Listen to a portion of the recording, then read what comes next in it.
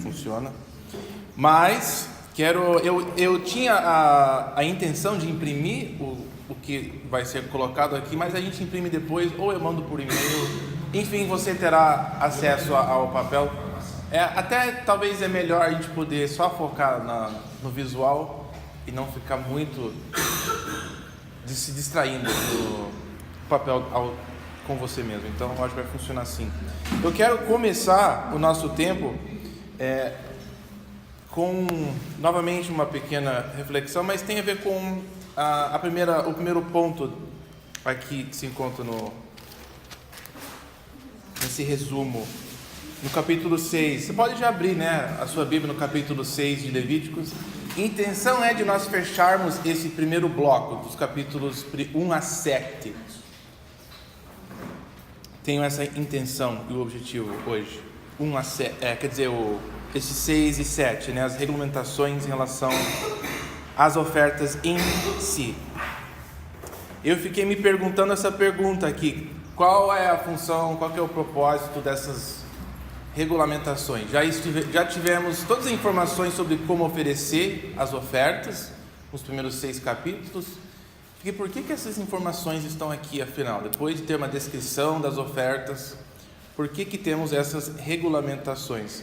É assim que é traduzido na NVI, começando no versículo 7 do capítulo 6. Não, versículo 8. Tá, 8, desculpa, eu errei ali. Vou ter que acertar com o Serginho depois. Mas diz assim que o mandamento a Arão e seus filhos, a regulamentação acerca do holocausto. Queria aproveitar essa palavra regulamentação que está na sua Bíblia.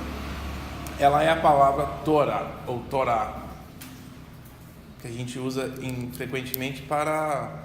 Os judeus usam essa palavra para a sua Bíblia inteira, do Velho Testamento. Já foi falado algumas vezes aqui. Mas Torá é uma palavra comum, ela está aqui, ela descreve mandamentos, instruções, práticos e tal, É a palavra lei. Então, em hebraico é a palavra Torá. Muitas vezes ela é traduzida, quer dizer, você nunca vai ver a palavra Torá na Bíblia em português, é a palavra lei. Ela pode se referir lei maiúsculo, tipo a lei de Deus, pode ser minúsculo, as leis de Deus, e aqui é traduzido como regulamentações, porque ela descreve em prática o que fazer. Eu só achei isso interessante, porque, afinal de contas, é isso que a gente está vendo na Bíblia como um todo. Estamos aqui estudando como lermos a Bíblia. A Bíblia é chamada por Deus pela a lei dele, o Torá dele, a instrução dele para a nossa vida. Através de histórias nós temos instruções para como devemos viver. E eu pensei que valia a pena novamente a gente olhar o contexto imediato e o contexto macro que temos visto. Tenho feito isso quase toda vez que a gente se reúne aqui, fazendo um pequeno diagrama, com as 3 palavras chaves, e vale a pena sempre fazer isso, repetir, como que Levíticos encaixa, como que Levítico encaixa em 2 contextos, o imediato e o maior, da Bíblia como um todo. Qual é o contexto imediato que estamos vendo em Levítico? O povo que saiu do Egito, o povo que saiu e desobedeceu. Lembra que eles adoraram o bezerro de ouro, mas não é que eles estavam adorando o bezerro, eles estavam querendo adorar Jeová, Deus, mas da forma deles mesmos, do jeito que eles compreendiam Deus, do jeito que eles reconheciam qualquer outro Deus. E Jeová queria ser reconhecido de uma forma única, não como um Deus deles, não como o Deus deles, mas que nem o Deus de qualquer outro povo. Ele queria ter um jeito único, até mesmo de ser louvado. Então as regulamentações, as instruções sobre como louvar a Deus se encaixam nesse contexto imediato. Então o diagrama que temos feito aqui desde a criação da EBD, criação, êxodo e exílio, para a gente se posicionar na linha de tempo, E Levítico, ela se encaixa aqui, pertinho do tempo da lei, do êxodo, quando eles recebem no Monte Sinai essas instruções, essa lei. Qual que era a função primária, no geral, não só dos capítulos de hoje, mas qual que era a função em geral ali na história dessas regulamentações? Eu acho que eu conversei sobre isso na nossa última aula.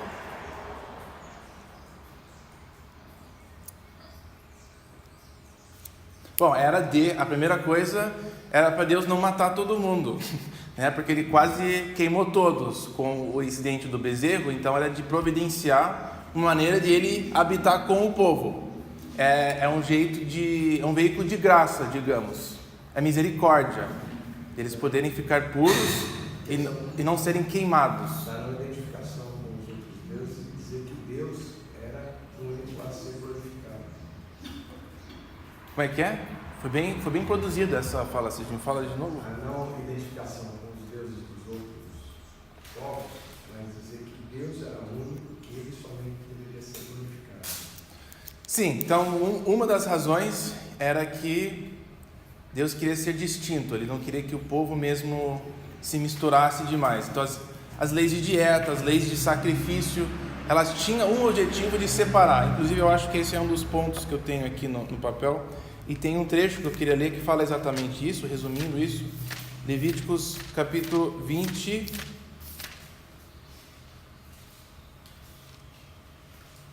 Podemos ler no capítulo 20 uma descrição.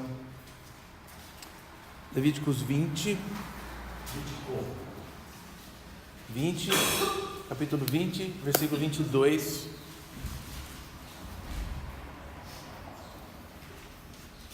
Diz assim: obedeçam a todos os meus decretos e leis e pratiquem-nos, para que a terra para onde os estou levando, para nela habitarem, não os vomite. Não sigam costumes dos povos que vou expulsar diante de vocês. Por terem feito todas essas coisas, causam-me repugnância.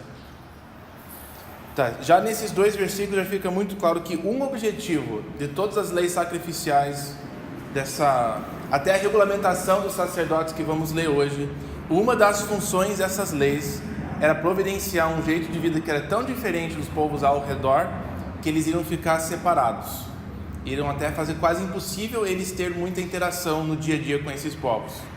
Então, se tem povos que estão comendo sangue, estão trabalhando com corpos mortos, eles não poderiam nem chegar fisicamente próximo, né? Senão eles ficam impuros. Então encorajava uma separação na vida deles, diária, com povos desse tipo.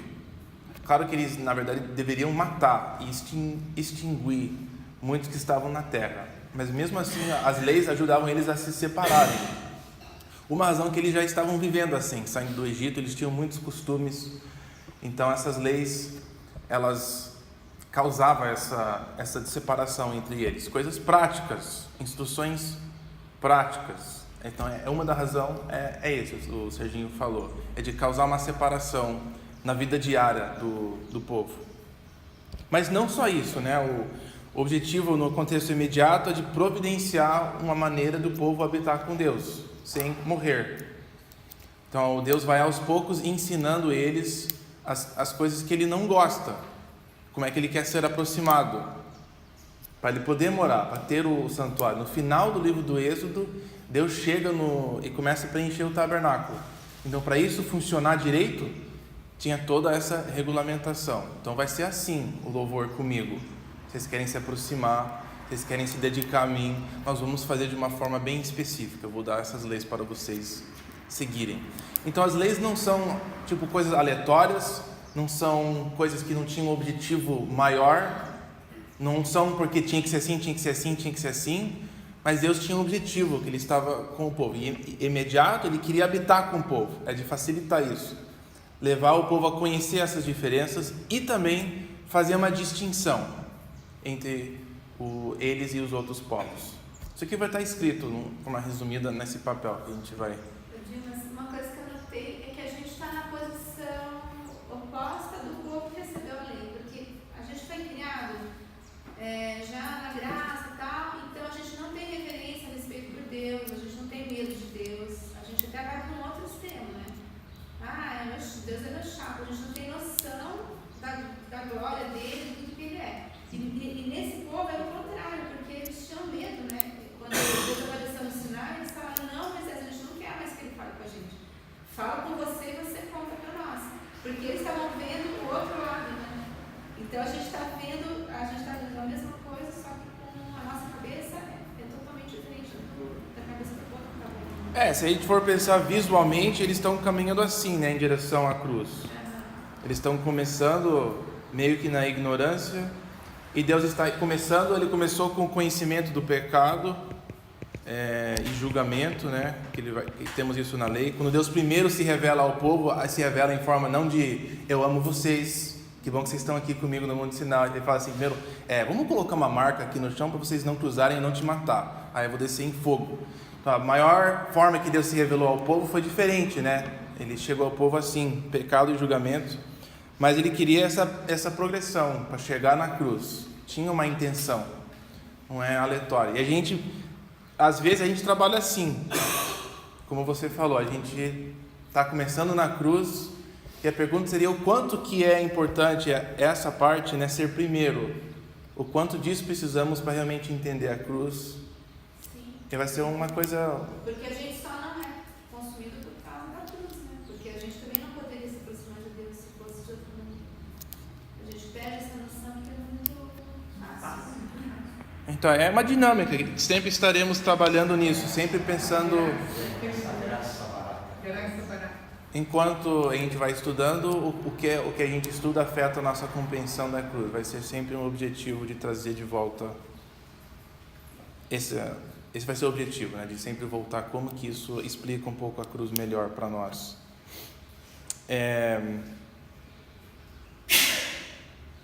Onde é que estávamos mesmo? O Levítico, então. No Levítico 20. É o Levítico 20, né? Separação, distinção. Contexto imediato. Sim, esse contexto imediato. Agora, no macro, acabamos de falar um pouco sobre isso. O objetivo final era de nos levar a compreender melhor o que é pecado e o que é santidade. Queria que nós lêssemos em Romanos 5, 2 versículos. Romanos 5.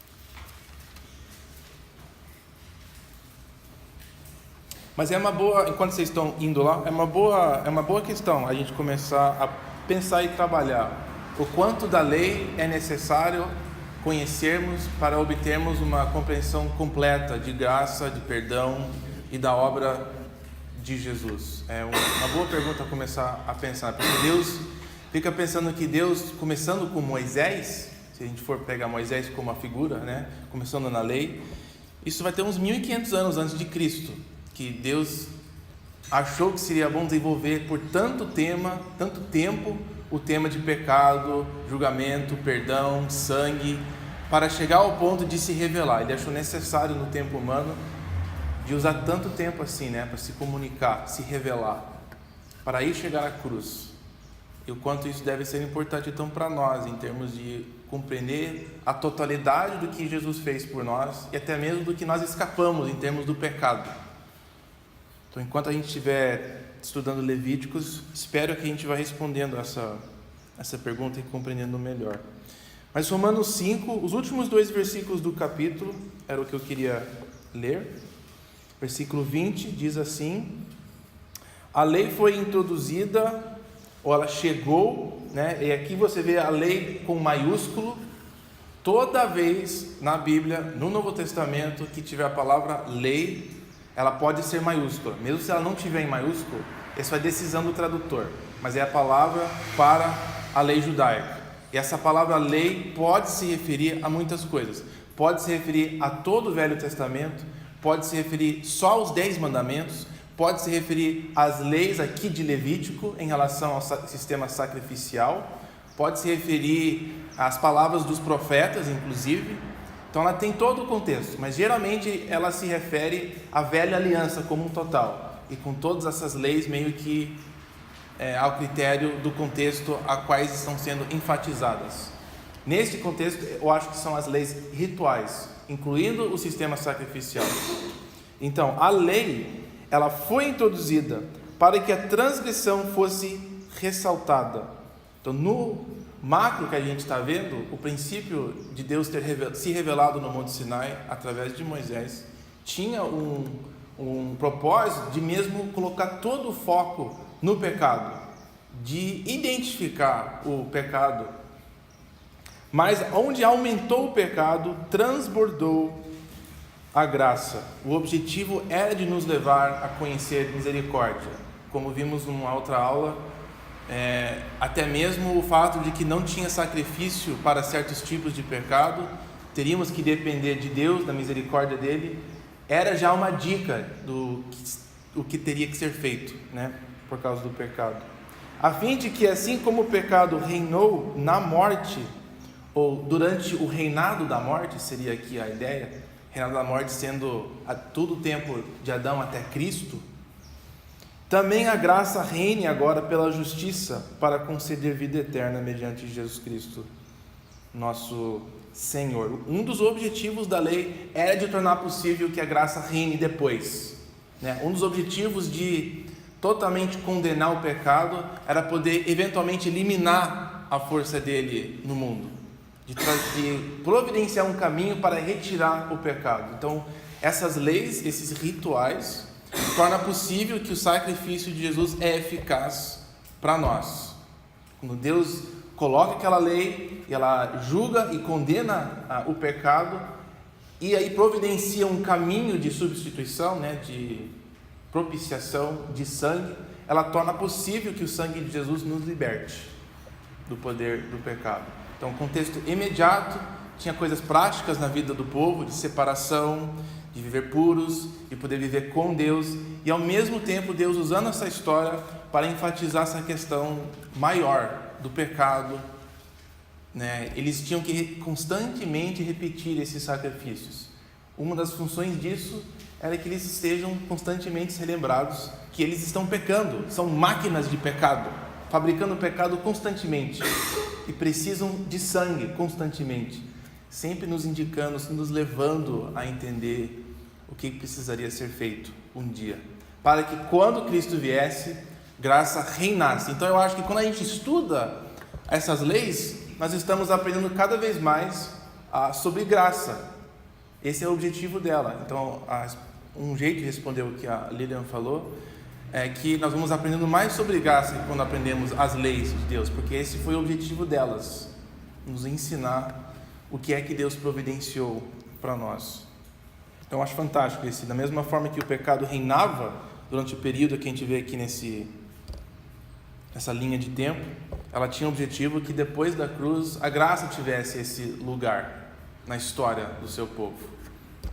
A gente vê pecado e desobediência marcando a história de Israel, e de certa forma ela marca, né? E julgamento também, exílio, mas para que eventualmente a graça dele reinasse e seja conhecida. Tá bom, vamos orar e aí tratar das questões do capítulo 6 e 7, tá bom? Senhor, obrigado pela a tua paciência com a gente.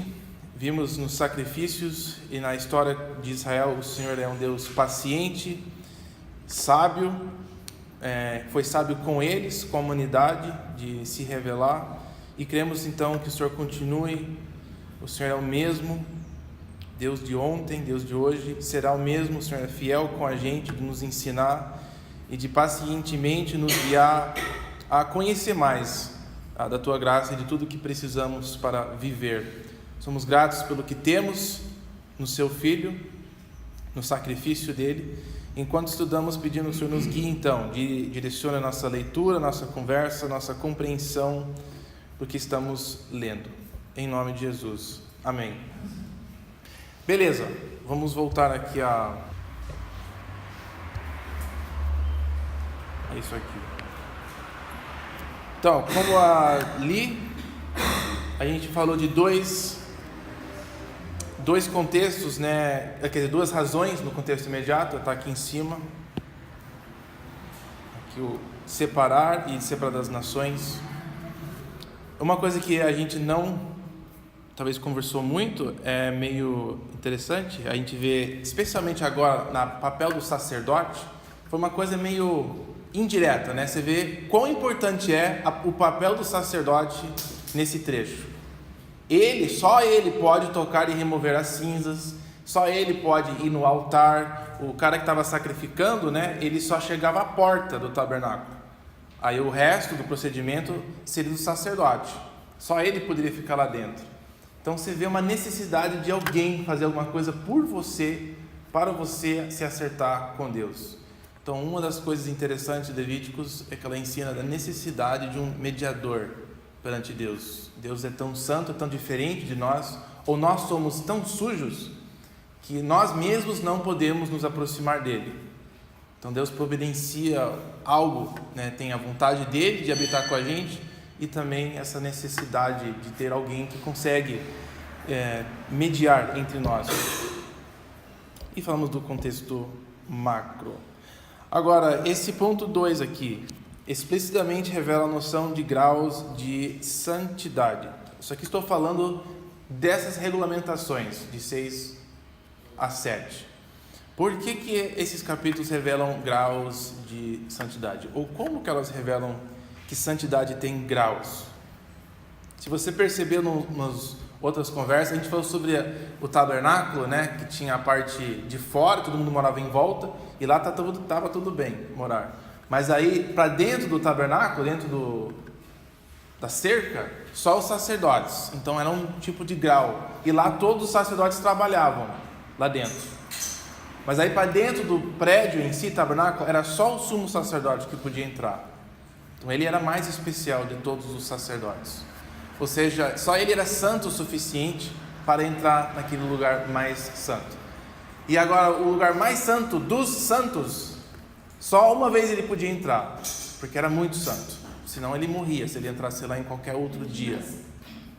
Então, esse período do Adão e a Eva lá no jardim, eles não precisava do dia todo.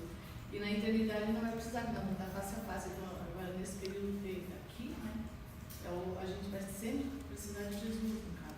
É isso, né? Sim, a lógica, né, da história, da Bíblia toda era essa, que um dia não teremos mais nenhum tipo de divisão entre nós e Deus. Inclusive o próprio tabernáculo, nós vamos ver aqui. Agora que você falou isso, vamos para Números 4, que tem uma coisa interessante do que você falou. Pode bater no tampo? Isso. Não, bate na égua, porque afinal... Uma Não. questão lógica.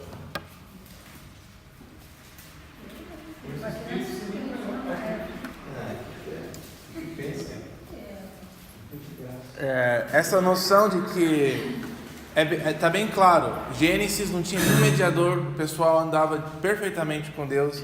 Lá no final do Apocalipse nós temos a mesma cena, uma volta para um lugar meio jardim, onde não tem mais tabernáculo, porque Deus está habitando com o seu povo, né? Uma coisa interessante do tabernáculo, da era do tabernáculo, Deus se revelando aos poucos, era que Ele nos ensina sobre o pecado.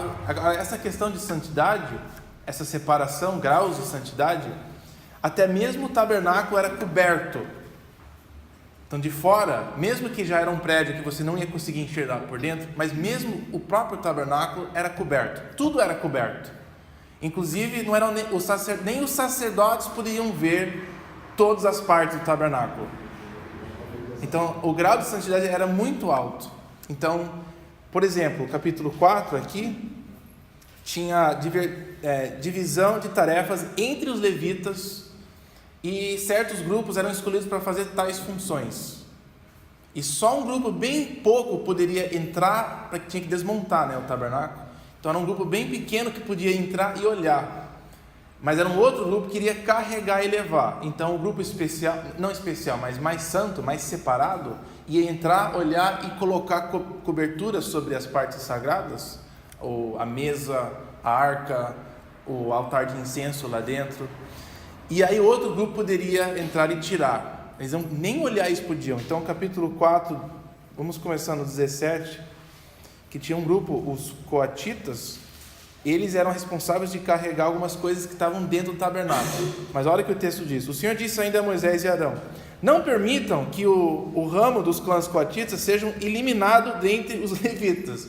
Engraçado essa primeira fala. Moisés e Arão, esses caras vão cuidar de levar para lá e para cá os instrumentos e tal, mas estejam cuidado que eles não sejam eliminados de uma vez só, tá? Mas para que continuem vivos, eu adoro essas falas assim no Velho Testamento, e não morram quando se aproximarem das coisas santíssimas. Engraçado, né? Essa noção de que o perigo de morrer quando você se aproxima de Deus no Antigo Testamento, muito claro em todos os lugares. Arão e os seus filhos entrarão no santuário e designarão a cada homem a sua tarefa e o que deverá carregar. Os coatitas não entrarão para ver as coisas sagradas. Então, santidade, se uma coisa era muito, muito santa, essa santidade ela até poderia escapar pelo ar e matar as pessoas só pelo olhar. Tem uma outra história dos israelitas olhando dentro da arca e Deus teve que matar os caras, porque era muito santo aqueles objetos. Então, santidade, ela até é meio escondida.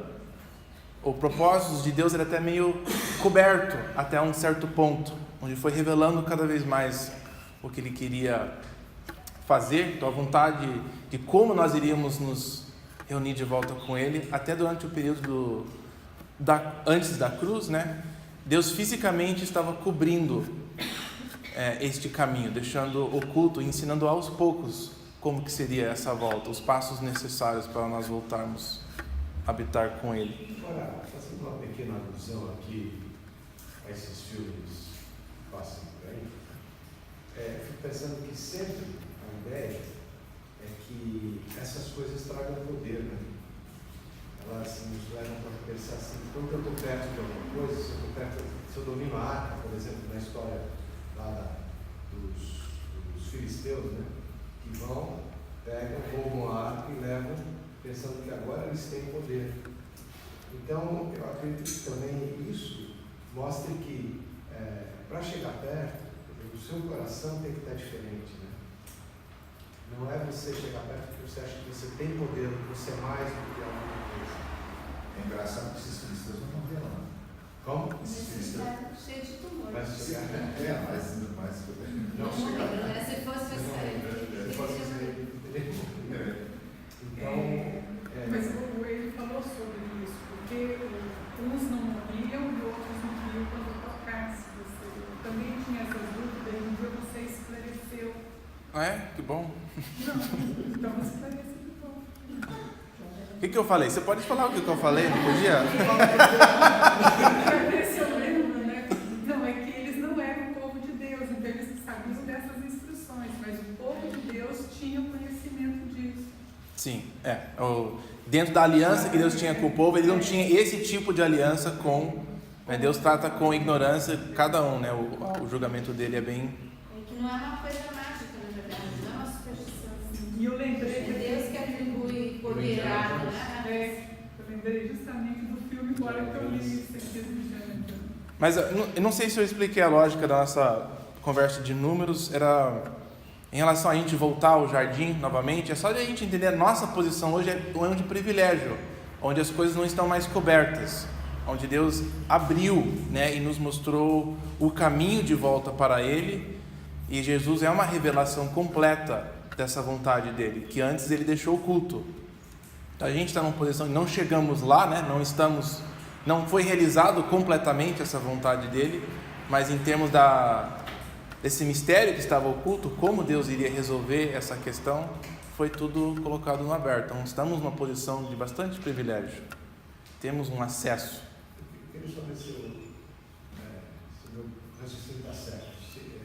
Eu não encontro que a Lívia falou um pouco também. Eu fiquei pensando numa frase assim, quer dizer, quem nunca passou fome não sabe o que é isso. Então, se nós pensarmos que nós estamos depois, ou estamos no tempo da graça, a gente não sabe realmente o que é viver debaixo de um regime austero, em que a lei ela prevalece e a lei é muito clara. Então, não sei se isso explica justamente esse afastamento de Deus. Porque a coisa realmente se torna muito fácil. Né? Quer dizer, quem passou fome sabe o que é isso. Quem não, e a mesa está sempre farta, está tudo bem. Entendeu? Então não considera, talvez, aquilo que foi feito no passado. Eu estava pensando na questão da história. 1500 anos é tempo pra caramba para a gente. Mas que mostra que o ser humano é complicado pra caramba até entender tudo. Ou nem entendeu. Talvez um pouco de desequilíbrio, de um ênfase só em um aspecto do caráter da pessoa.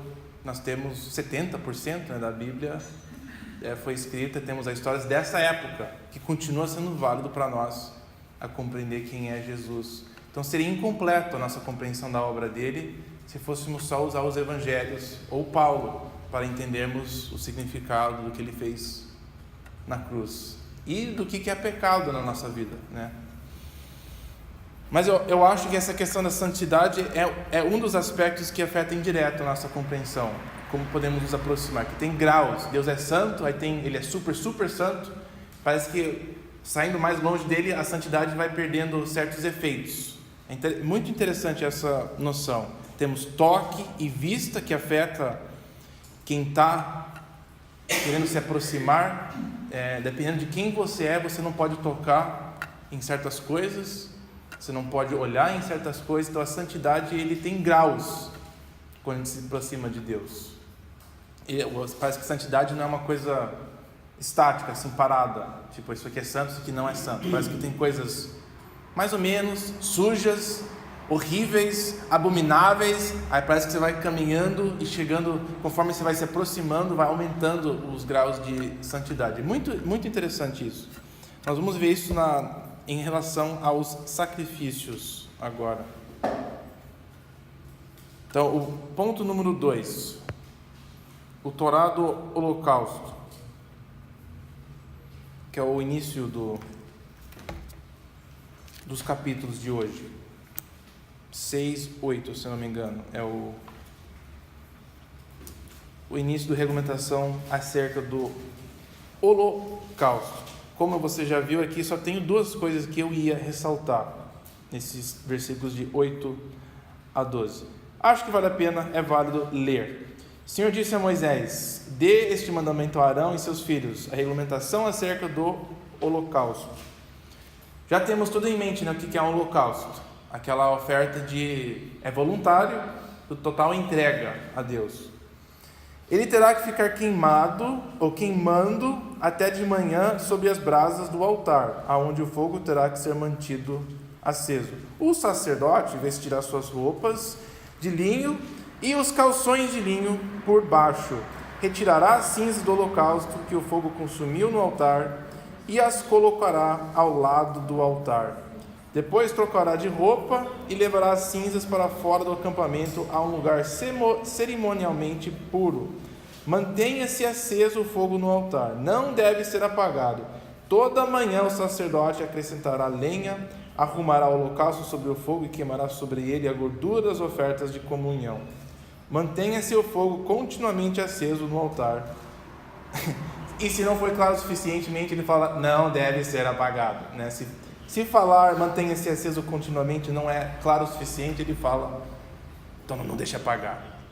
Duas coisas que eu decidi colocar aqui. Primeiro essas vestes santas não podem sair da área santa. Eu achei muito interessante, roupas santas, roupas que foram santificadas. Onde foram feitas essas roupas? Receberam essas roupas do céu, por acaso?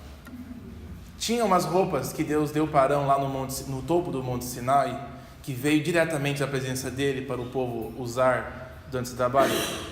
Não. Aonde que eles pegaram o material para fazer essas roupas? Qualquer lugar, animal, não foi um animal sacrificado que foi purificado por Deus, nada de especial. Nada de especial. Como que elas foram santificadas? Feitas santas.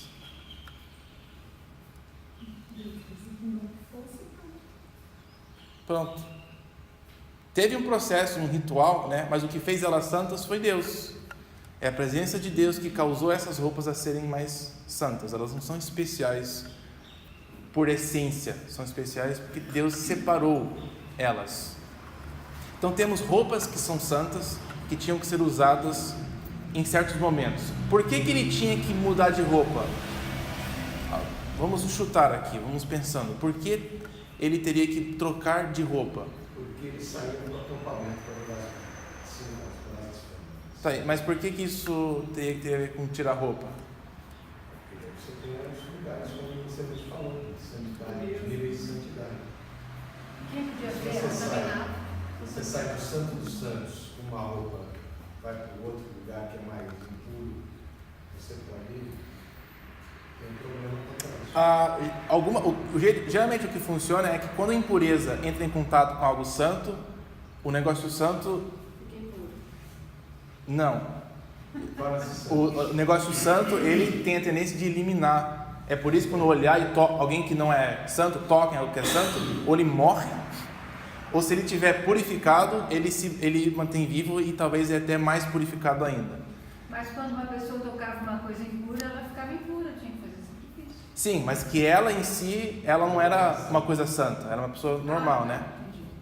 Mas objetos que eram puros e santificados, por exemplo, se você é impuro e você comeu algo que está santo, o negócio santo, nada acontece, é você que morre. Tem um negócio em Ezequiel, que agora que eu estou lembrando, Mas o negócio de ver a roupa santa também não vale? eu acho que vale. Eu acho que parte da noção de ter que se revestir é que lá fora as pessoas não podiam ter uma coisa tão santa lá fora. Tem um trecho em Ezequiel que é interessante sobre isso, que ele fala de umas regulamentações. O problema é eu achar que ele fala de uma reconstrução do templo. Dimas. Não devia ter feito isso sem...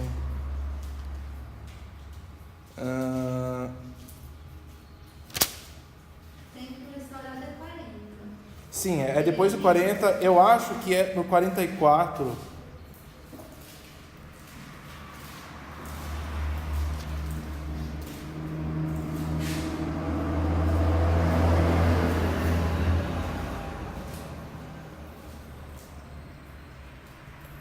Tá, 44, é interessante o detalhe. Isso aqui é outro contexto, tá? Capítulos 40 e 48 em Ezequiel se trata de um simbolismo, de uma restauração no futuro, mas ele usa os termos aqui. Interessante algumas coisas que ele fala. Versículo 17 do capítulo 44 diz assim: quando entrarem, está falando dos levitas, dos sacerdotes, quando entrarem pelas portas do pátio interno, estejam vestindo roupas de linho, não usem nenhuma veste de lã enquanto estiverem ministrando junto às portas do pátio interno ou dentro do templo. Usarão turbantes de linho na cabeça e calções de linho na cintura. Não vestirão nada que os faça transpirar. Quando saírem para o pátio externo onde fica o povo, tirarão as roupas com que estiveram ministrando e as deixarão nos quartos sagrados e vestirão outras roupas. Por quê? Para que não consagrem o povo por meio de suas roupas sacerdotais. Então, de contaminar pessoas que não são santas com santidade, iria ter um dano para o povo que não é santo. Então, tem uma noção ali de por que eles tinham que mudar as suas roupas, é que aquelas roupas são santas, são separadas para aquele uso. Então, quando eles forem sair e levar as cinzas, não podiam levar essa santidade para fora, senão corre o perigo de talvez matar alguém ou tocarem com alguém. Oi? Ele não fala vai matar, vai fazer a pessoa ficar santa. Para que não transmitam a santidade ao povo. Para que não transmite a santidade. A implicação é, se santidade tocar em coisa que não é santo ou impuro, inclusive é por isso que temos Levítico, né? Porque a santidade de Deus ia matar o povo. Então, de regulamentar essa coisa. Então é só talvez uma dica que era isso mesmo, que a noção de o povo talvez não olhar ou tocar nessas vestes santas. Sempre temos graus de santidade. Oi? Santo morto. Interessante você ser morto por causa disso, né? Chegar no Mas céu. se a pessoa quiser ser santa, daí não. O que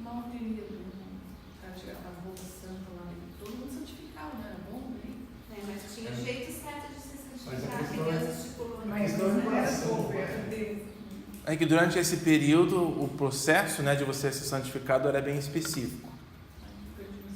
Você tinha que oferecer os sacrifícios. Uma coisa, um monte de coisa que E não pensar no... Então essa regulamentação do holocausto, uma coisa que ela passa para a gente, fora a instrução de como praticamente fazer, é que tinha graus de santidade importantes, que aparentemente tinha uma função. Nós vamos ver mais para frente qual era. O fogo contínuo também era outra coisa que você vê, repetido bastante vezes, né? Nesse trecho de 8 a 13, em Levítico. O que vocês acharam disso? O fogo contínuo. Que tipo de significado? Pra mim,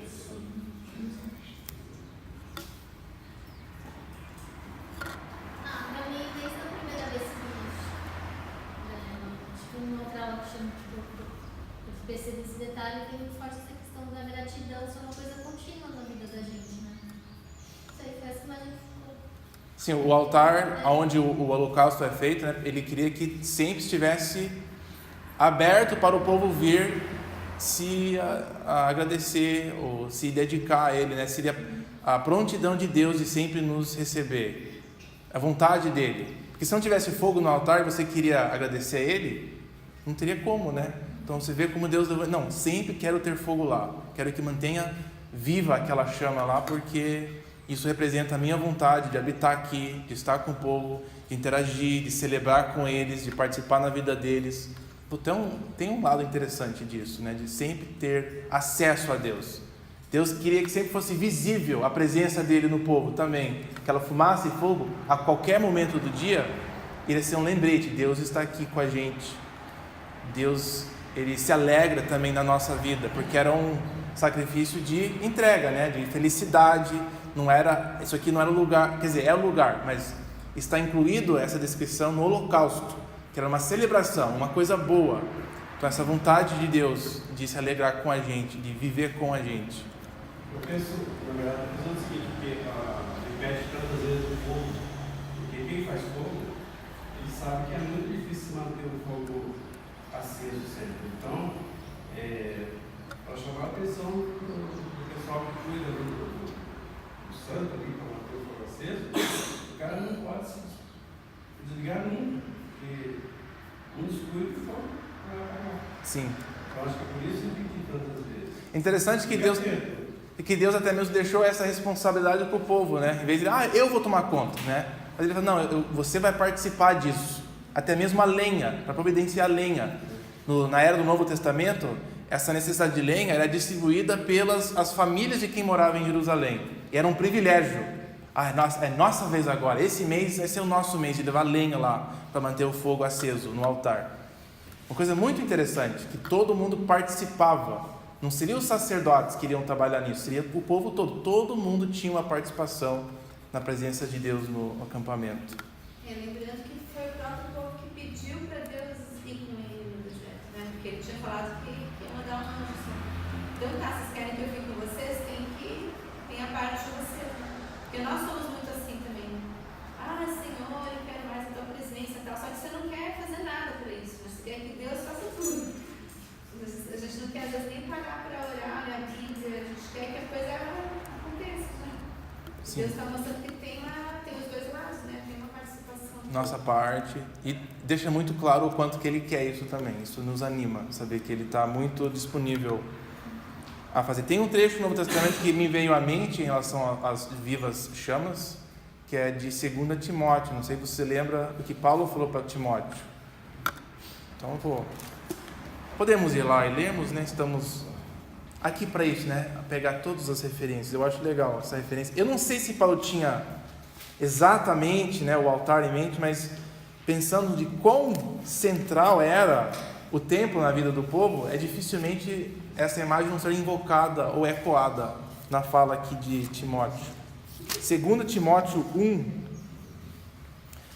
é algo que Paulo fala para Timóteo, falando do que Deus tinha dado, além, à luz da vista do dom dele. 2 Timóteo 1, versículo 6, Paulo fala: por essa razão torno a lembrar-lhe que mantenha viva a chama do dom de Deus que está em você mediante a imposição das minhas mãos. Pois Deus não nos deu um espírito de covardia, mas de poder, de amor, de equilíbrio. Seja o que é que está sendo referido no dom de Deus aqui, eu acho que uma imagem que ele teria em mente, né, de uma chama viva tendo que ser mantida, muito provável que Timóteo ia conhecer. Ele foi criado por uma mãe que era judeu, né, da chama viva que era necessário ser mantida no templo. E que essa, se você parar para pensar, essa chama, ela foi iniciada por Deus.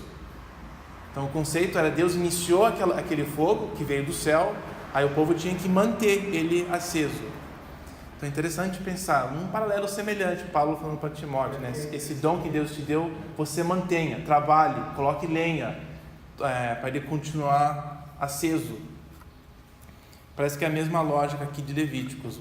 Essa... E na minha tradução está despertes, mas perde tanto, né? A palavra é de deixar constantemente funcionando, né? De reavivar.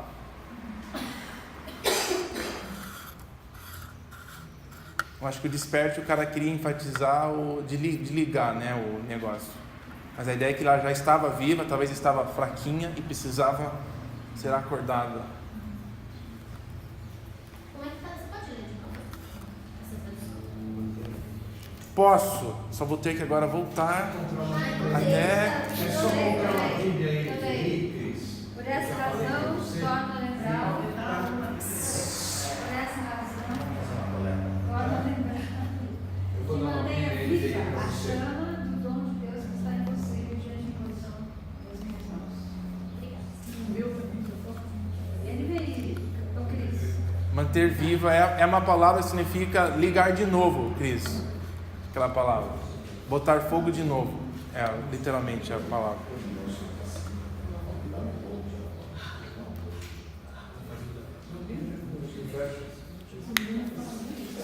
Tá bom, a próxima oferta, regulamentação, holocausto, agora o sacrifício, a oferta de veneração, que era usado para, que você queria agradecer a Deus, você quer honrar Ele de alguma forma, sem ser com carne. Aqui está escrito como oferta de cereal. Podemos ler versículo 14 a 18. Esta é a regulamentação da oferta de cereal. Os filhos de Arão a apresentarão ao Senhor em frente do altar. O sacerdote apanhará um punhado da melhor farinha com óleo, juntamente com todo o incenso que está sobre a oferta de cereal. O queimará no altar a porção memorial como aroma agradável ao Senhor. O que eu tinha escrito ali, a primeira coisa que eu anotei foi que uma parte se via como memorial.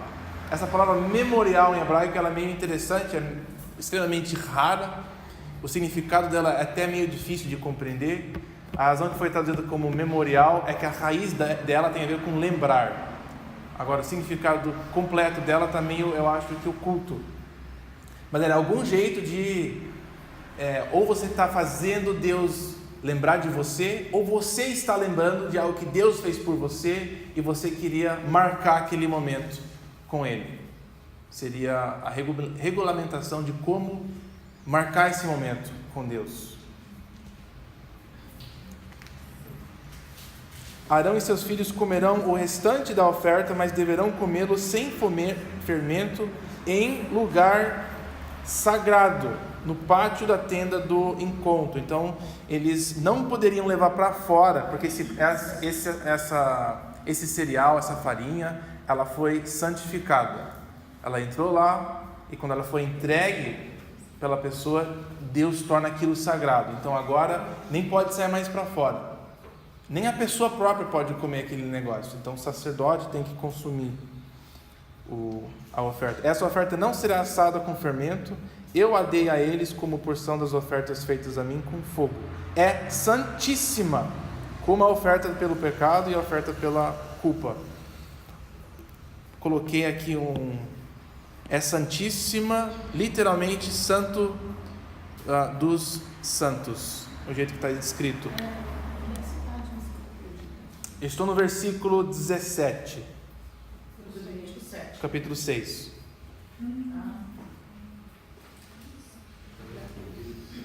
Tá, você já comentou em outras aulas por que tem que ser sim fermento? Porque é o que ele repete no texto, né? Dessa partezinha. Sim, eu acho que comentei, mas não lembro se eu comentei ou não. Uma das bases do São Fermento vem do Êxodo, da saída, né, que Deus queria que fosse um memorial, eles nunca esqueceram de como que eles saíram do Êxodo, mas parece que isso não se aplica nesses casos, né, porque essa parte tem nada a ver com o Êxodo. Não sei totalmente qual que seria a razão, a lógica aqui, mas aí a gente vê que ela é associada com o pecado, essa noção de fermento. Ela tem alguma associação com algo que apodrece, não uma coisa boa necessariamente. Só que se a gente ler o próximo versículo, não é aqui, mas tem uma outra oferta que eu acho que é a de comunhão. Tem fermento, tem uma porção que tem que ser com fermento, é a parte que eles vão comer. Então eu não sei muito bem ainda qual que é a lógica disso. Do Egito, uma vez no estudo, eu vi que eles tinham que ser rápido. Então dizia que o fermento você faz, demora, deixa crescer, põe no sol. Essa foi a lógica do Egito. É a de comunhão aqui, no 7:13. Agora que eles não tinham pressa, ia ficar 40 anos. No 7:13 tem bolos de fermento que pode ser incluído. Então o fermento em si parece que não era algo ruim. Agora, por que não podia incluir fermento nesses? Eu ainda não tenho uma resposta assim. Mas a Eliette, acho que foi a Eliette que comentou na outra aula, já nós ouvimos, que ela chamou atenção que o fermento muda a essência, né, da coisa. E o sal, em contraste com o sal, ele não muda, ele conserva. Acho interessante. Pode ser que tenha essa noção, né? Algo por dentro que está mudando, ela não é puro, não sei. Eu não podia dizer com absoluta certeza, então falo nada. Muito bem, paramos no 17, né? 18. Somente os homens descendentes de Arão poderão comer da porção das ofertas dedicadas ao Senhor, preparadas no fogo. É um decreto perpétuo para suas gerações. Tudo que nelas tocar se tornará santo. Essa é uma frase interessante. Ocorre umas 2, 3 vezes em Levíticos apenas.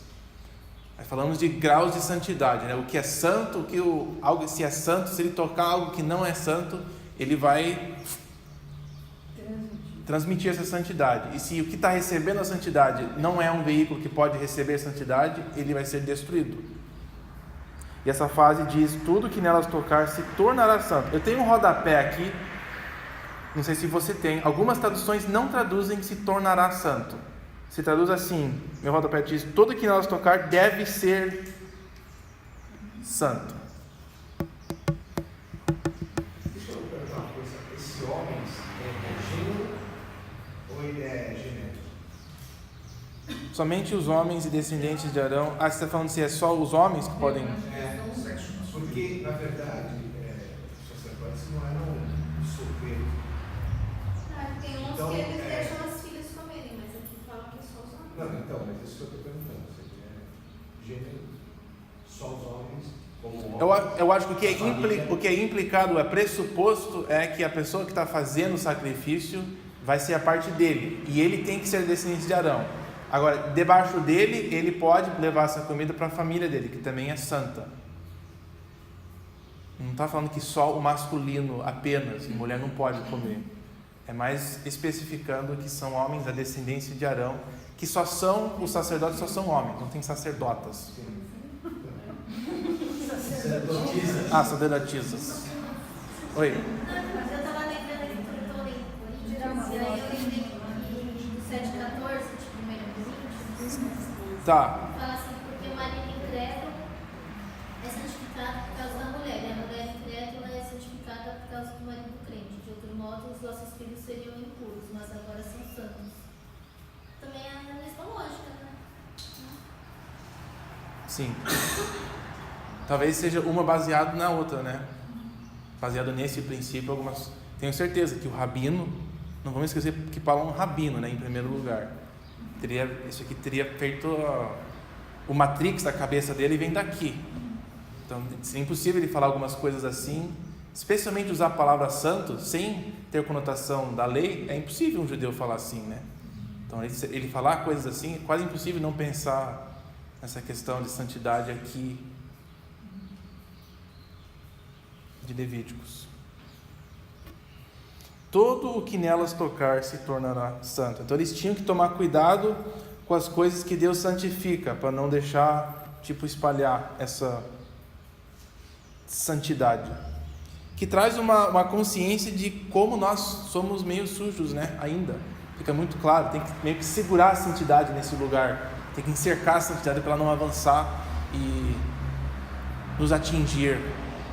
Muito estranho esse conceito, né? Que a gente, como vocês estavam falando, a gente vive um tempo que a gente tem acesso total, a qualquer momento, em casa, no banheiro, na igreja, qualquer situação a gente pode se aproximar e falar com Deus. E aqui você tem uma restrição muito clara, né? Um cuidado até da maneira que você se aproxima de Deus. Então, as 3 coisas que eu anotei em relação à veneração,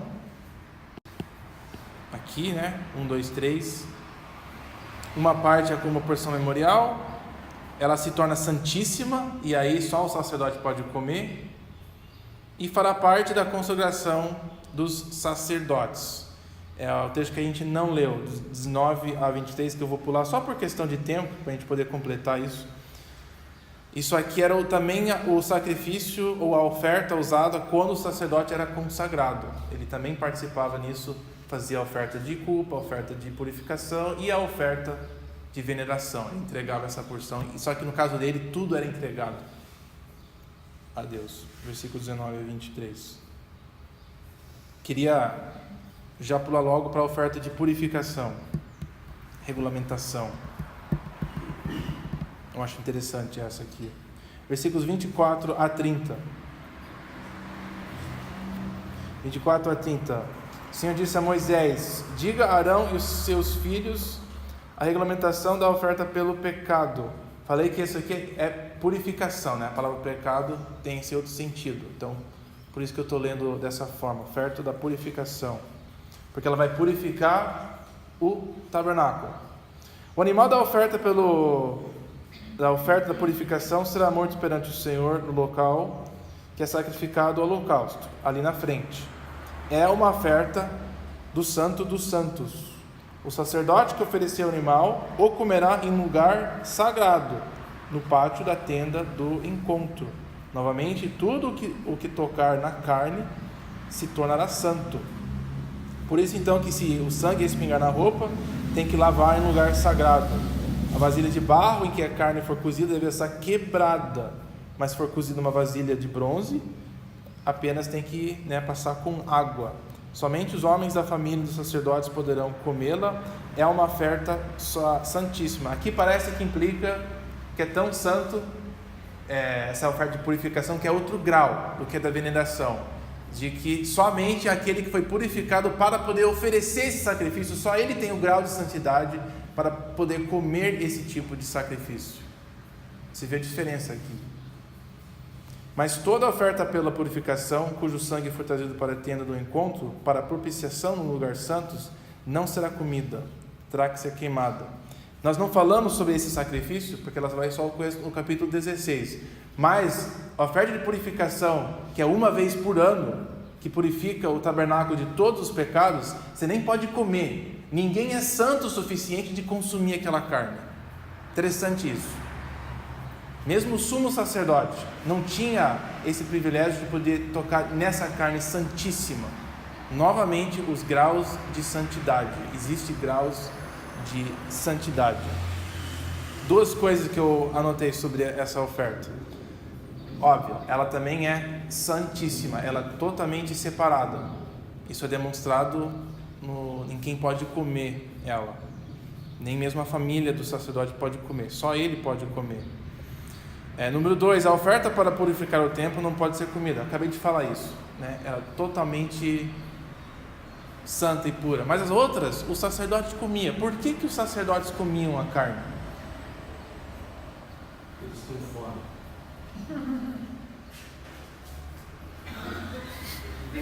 gancho dele, os santos só comiam picanha e dava colchão duro para a família comer, pegando um gancho dele. Mas porque a gente viu que parece que não é necessário comer a carne, porque tem uma que é tão santa que ninguém pode comer, então é queimada, mas ela não funciona.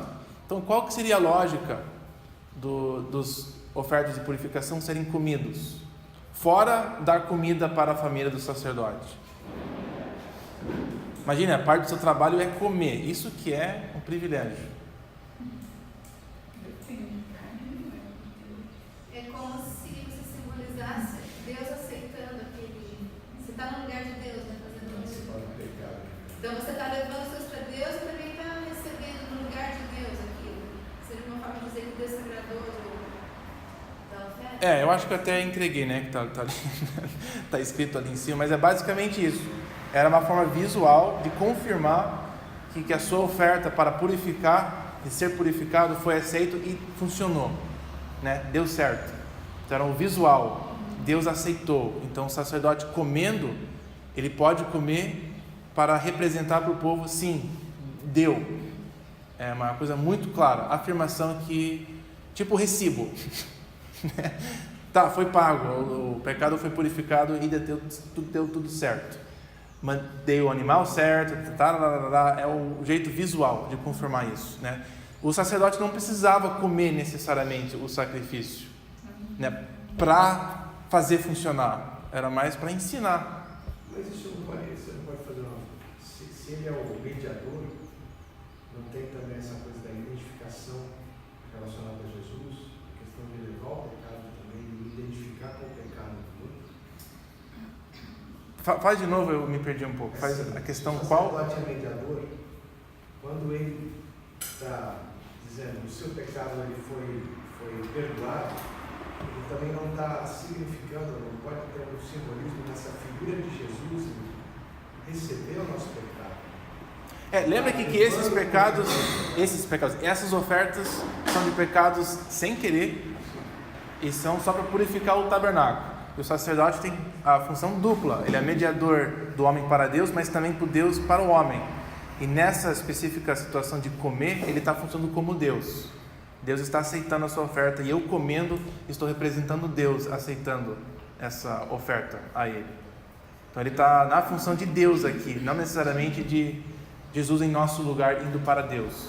Isso seria mais, eu acho que no capítulo 16 nós vamos ver essa função. Mas como um total, sim, a função dele de mediador, de trabalhar ali, de manter a cerca, de manter o tabernáculo e tudo funcionando, isso é a função de um mediador, que nem Deus e Jesus faz por nós, no nosso lugar. Sim. Mas será que é o poder do ministério que gosta lá? Qual? O sacerdote está comendo até o povo ali e Deus não aceita o cara. Então, você lembra do estudo de Samuel, os filhos, né, de Samuel e de Eli? Era exatamente isso, eles estavam vacalhando ali. Inclusive, não só comendo as partes que não eram entregadas a eles estavam fazendo mais o que ali? Recebendo... Oi? Suborno? O que é suborno? Não, eu não sei. Eles estavam convidando mulheres, entraram no lugar santo, estavam ali, uma festinha. É um total desrespeito, né, com as coisas consagradas de Deus. Tem o quê? É difícil a gente não pensar nesse negócio de comer, né, que Jesus... Ele fala que tem que comer. Sim, comer e beber do meu sangue. Eu estava pensando o quanto a gente pode relacionar isso. Eu acho que podemos, mas eu gostaria de esperar até a gente completar o capítulo 16 para... que tem muita coisa ali, não é só uma coisa. Quando a gente fala de comer a carne dele, tem esse eco do sacrifício. Só que o negócio de beber o sangue dele, se a gente for colocar em Levítico, não faz sentido, porque Deus fala, não chega perto do sangue, não faz sentido, né? Então ele está trabalhando com várias coisas de comer e beber, mas que sim, o fundo de entender essa comida da carne dele está um pouco aqui, no sacrifício. Então é um bom pensamento. Você sempre repete que esses sacrifícios são para purificar o tabernáculo. Mas toda vez que o pecador, mesmo sem intenção, tinha que levar um animal, o sacerdote fazia o sacrifício e a pessoa era perdoada de sua culpa, do seu pecado. Então, Eu não entendi. se purifica o tabernáculo, mas perdoava o pecado da pessoa também. O perdoar o pecado literalmente seria que a consequência do seu ato você não leva. Certo? Sim. Mas era perdoado o pecado. É que você sempre fala que o sacrifício era para purificar o tabernáculo, mas Sim. era para purificar também a pessoa que levava o sacrifício. Ele não era purificado, tipo, depois de oferecer o sacrifício, ele não podia entrar no tabernáculo. Mas ninguém entrava. Sim, mas eu digo purificar são termos só para se aproximar do tabernáculo, né? Graus. Você poderia ser purificado até um certo nível. Se você sujou o tabernáculo pelo seu pecado, aí você poderia acertar aquilo lá. Então você não ia receber a consequência daquilo pelo sacrifício. Então, perdão de pecados nesse sentido, mas não no sentido que você agora pode entrar lá no Santo dos Santos. Você é perdoado, mas não é purificado nesse caso. Tem essa distinção. Perdoar de pecados é diferente do que ser purificado, limpado. E eu acho também porque tem um lado que é o nosso lado, a gente precisa do perdão, e o outro lado é que a gente, Os dois. o povo precisa da presença de Deus. Então a purificação que você falou, A santificação. para que Deus continue no nosso meio. Uma coisa muito clara de você não poder ser purificado, o objetivo era esse, de você reconhecer que a razão que você não podia ser purificado é que você estava sempre produzindo coisas impuras. E precisava de uma limpeza interna. Eu acho que isso vai levar a gente na questão do que Jesus oferece, por que o Espírito Santo precisava entrar dentro de nós, essa mudança interna. Mas há uma distinção entre perdoar e você não receber a culpa e de purificar. São coisas relacionadas, mas são distintas. Então, a penúltima aqui, a Torá da oferta de reparação, eu quero completar isso aqui hoje. Então, vamos em frente. A oferta de reparação é quase igual à da purificação. A diferença é que você tem que acertar com a pessoa antes, né? Você tem que ir lá e já vimos isso, confessar e tal. Mas em termos dos sacerdotes é igual, é tratado igualmente a reparação e a purificação. A única diferença dessas duas é o que a pessoa fala antes de trazer a oferta. Mas em termos do que o sacerdote faz, ele faz a mesma coisa. Então eu não vou nem ler os primeiros versículos do capítulo 7. Você já explicou, mas eu ainda... Quando fala além da oferta pelo pecado, que está na tradução, é purificação. Sim. Quando fala além da oferta pela culpa, é... Reparação. Reparação. De restaurar.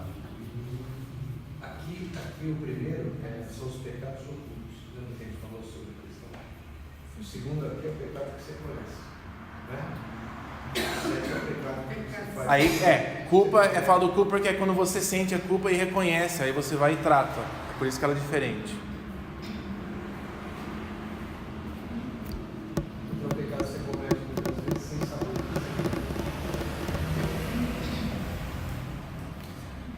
Agora, você vê que por último foi deixado o Torá da oferta de paz. Ele saiu da ordem. A ordem que foi nos dada nos capítulos 1 a 6. No 1 a 6 nós tivemos os 3 voluntários. O terceiro desses 3 era a oferta da paz. E aí os 2 de purificação e reparação. Você vê, mas aqui na instrução do sacerdote foi deixado por último. Ela tem um lugar diferente, ela ficou destacada. Está sendo distinguida. Começando no versículo 11 do capítulo 7. E ela tem algumas coisas diferentes nela. Não sei exatamente por que ela foi colocada por último, que ela saiu da sequência que ela tinha lá. Mas quando sai de sequência é intencional. Tem alguma coisa aqui que chama ou deve chamar a nossa atenção. Coloquei o que eu achei que distingue, né? Que não é nem mencionado na partes anteriores, na verdade. É aqui que a gente sabe que tem vários tipos de ofertas de paz. Então é uma informação adicional. Primeiro, eu não vou ler os versículos agora, tá? Ler eles por todos, mas começando do 11, se não me engano ele vai até o 21, mais ou menos. Mas nós temos 3, a oferta de gratidão e a oferta de votos. E a diferença entre esses dois é que a gratidão tem que ser comida no mesmo dia e a oferta de votos você tem 2 dias para comer. A santidade tem tempo, aí ele vence. Não entendo muito bem por quê, mas tem uma distinção em tempo para você comer. Quando você vai agradecer a Deus por alguma coisa, você tem que comer naquele dia a carne. Quando você vai oferecer por um voto, você tem 2 dias para comer a carne. O que vocês acham dessa diferença de dias? Podem achar nada, mas alguém teve uma... Você vai dar um voto, acho que você tem a chance de repensar e realmente ser esse voto mesmo. Assim, Bom, já foi. Você fez, você foi. Né? Uhum. Mas a diferença é que você tem 2 dias para comer a carne.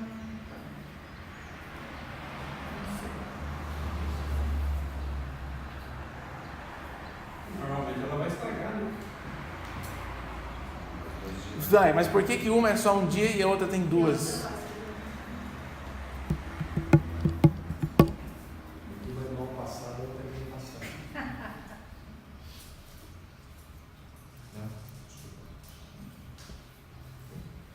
Não sei. Sabe que eu também não tenho ideia nenhuma. Eu não li ninguém que falou uma coisa assim... Lógico. que faz total sentido. Talvez um dia descobriremos. Seremos maravilhados. Ou não. Ou não. Então, mas fica aí, fica anotado que tinha prescrições de dias diferentes. Oi? Como é que é?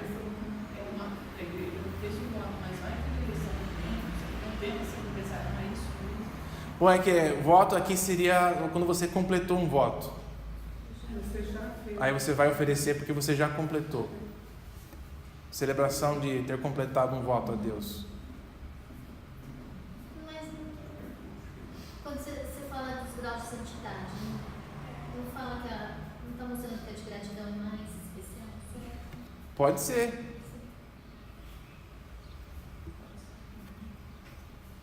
Ela tinha a santidade dela, vencia mais rápido. As coisas não são proporcionais.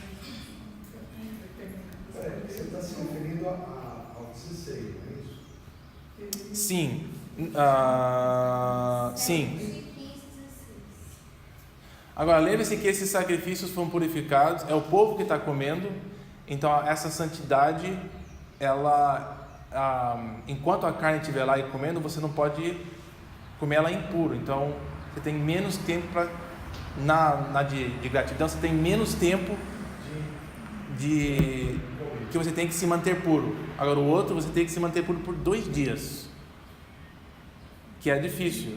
A expectativa não era que você ficasse puro o tempo todo, só era que você tivesse consciência de quando você está puro e impuro.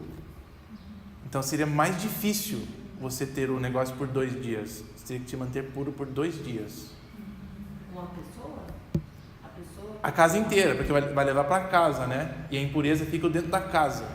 Então a casa toda teria que ficar pura por 2 dias. Então o melhor seria comer rápido. E esse que quem dá, que come, que leva o resto para comer? Sim, esse aí você dá uma porção, fica com o sacerdote e uma porção você leva para casa. Seria o sacrifício ideal para você comer carne. Todas as vezes que você for comer carne. E também porque dá trabalho, mas ficar todos os dias, né? Mas toda hora fala, pensa bem antes de fazer um voto, né? Não, mas já fez o voto.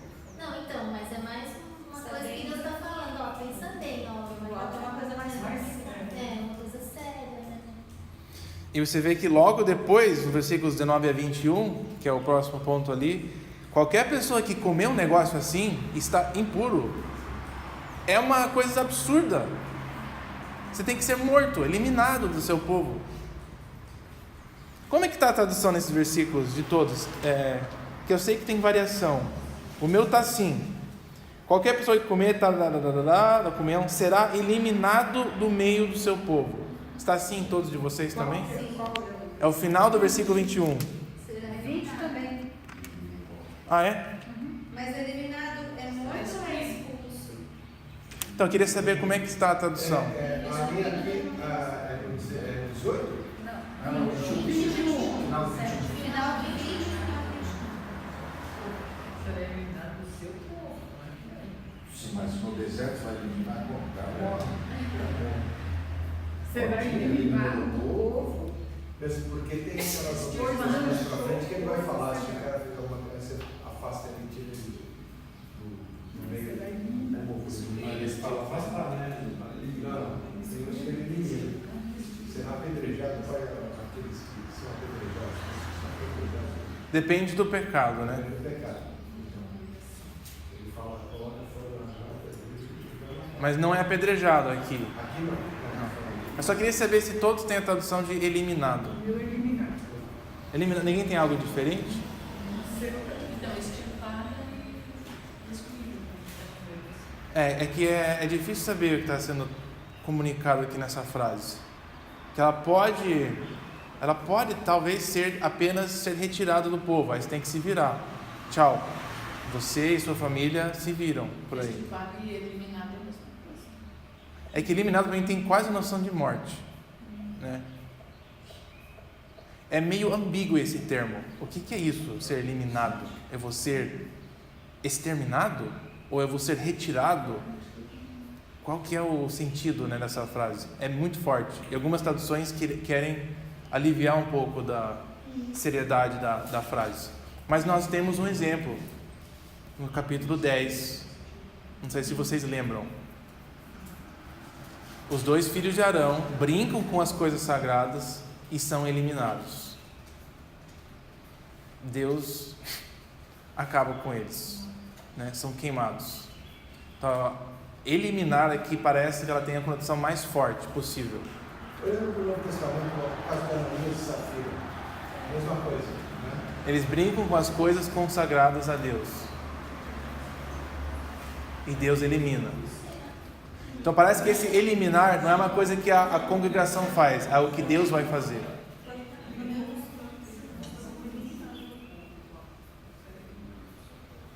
Então a parte do sacerdote era muito importante, porque ele não podia deixar santidade ser transmitido para o povo.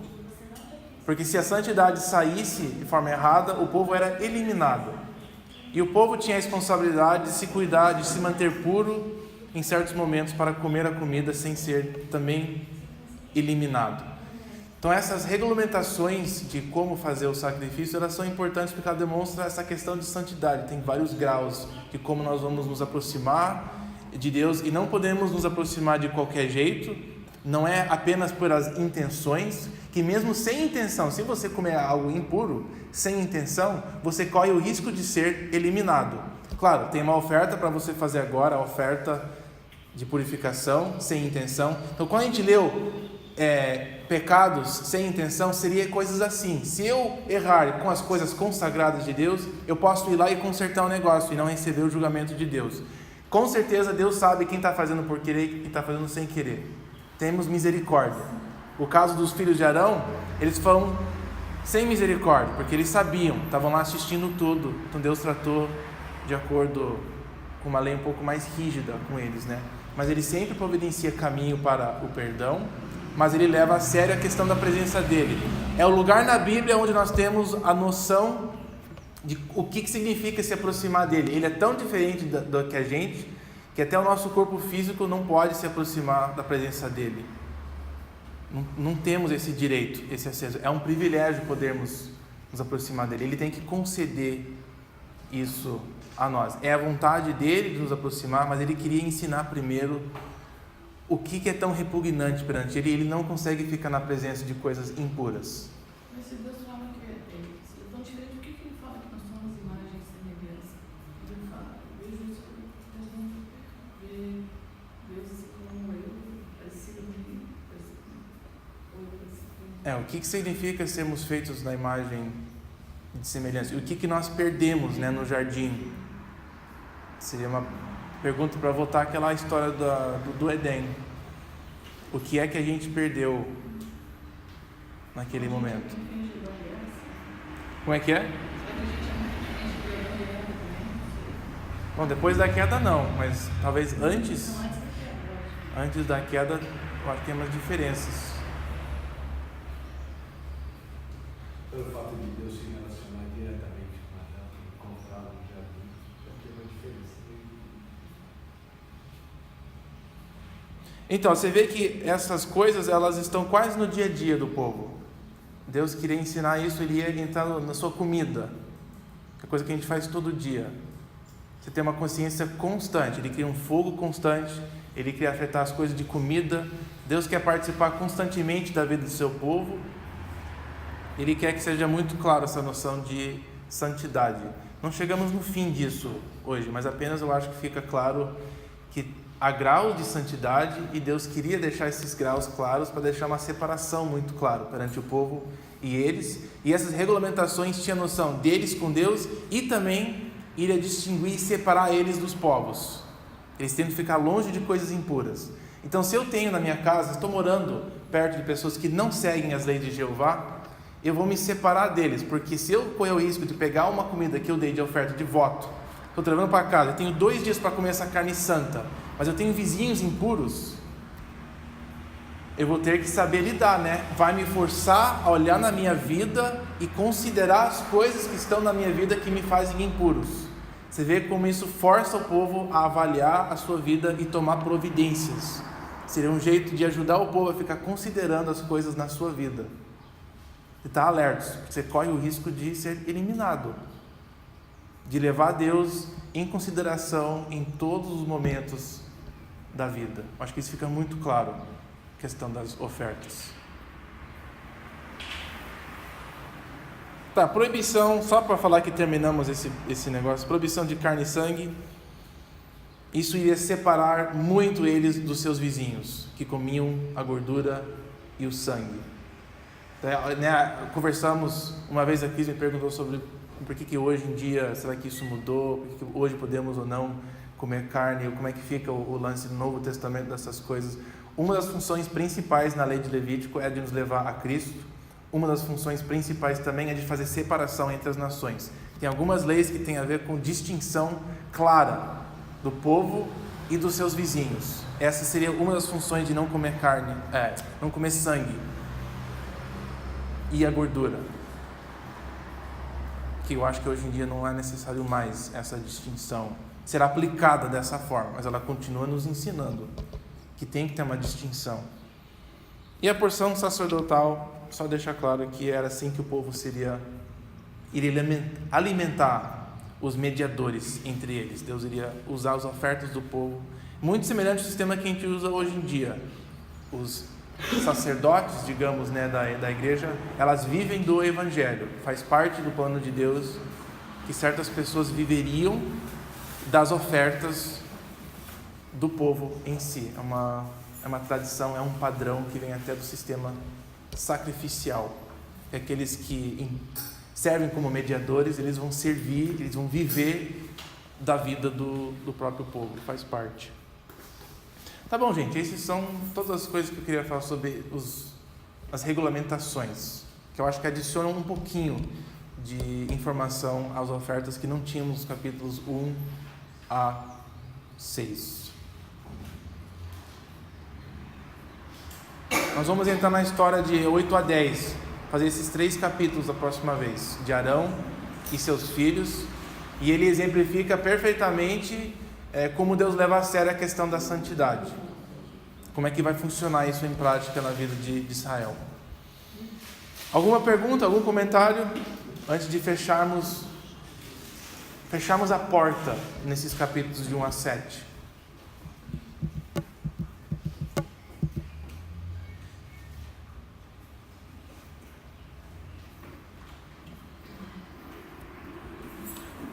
Ninguém. Eu vou mandar esse resumo aí, então, pelo e-mail no geral, como não deu para imprimir. Então estamos encerrados? Então é isso. Fechamos. Muito obrigado. Bom dia, bom domingo. Não comam sangue hoje, tá bom? Para não ser eliminados.